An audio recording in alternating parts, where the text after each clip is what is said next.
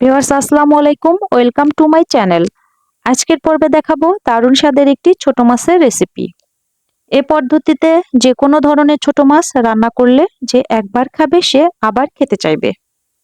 এটা রান্না করা খুবই সহজ, কিন্তু স্বাদ অতুলনীয়।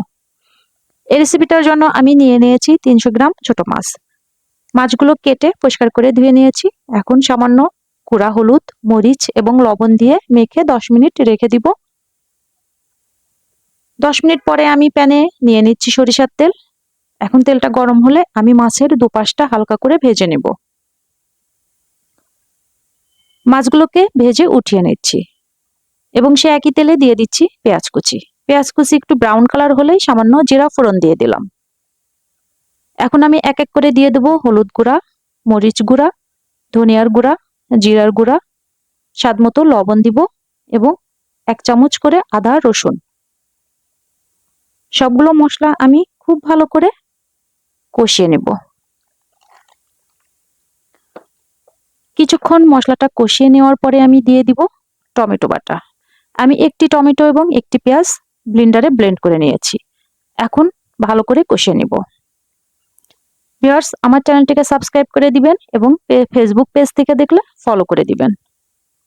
খুব ভালো করে কষিয়ে নিচ্ছি। আবারও কিছুটা পানি দিয়ে কষিয়ে নিচ্ছি।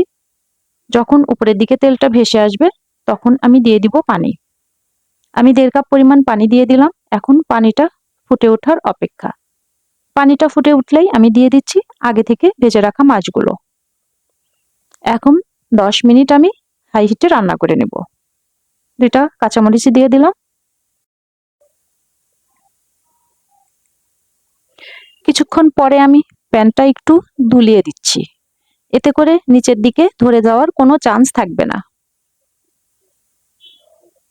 এবং নামানোর আগে দিয়ে দিচ্ছি সামান্য ভাজা জিরার গুঁড়া এবং ধনিয়া পাতা। এখন চুলাটা অফ করে 5 মিনিট রেখে দিব। ভিউয়ার্স, দেখতেই পাচ্ছেন কতটা লোভনীয় হয়েছে এবং কালারটা। এভাবে ছোট মাছ একবার রান্না করলে বারবার এভাবেই রান্না করতে থাকবেন, এতে কোনো সন্দেহ নেই। আমার এই রেসিপিটা ভালো লাগলে শেয়ার করতে ভুলবেন না এবং কমেন্ট করে জানাবেন। আজ এই পর্যন্তই। সবাই অনেক অনেক ভালো থাকবেন। আল্লাহ হাফেজ। আসসালামু আলাইকুম।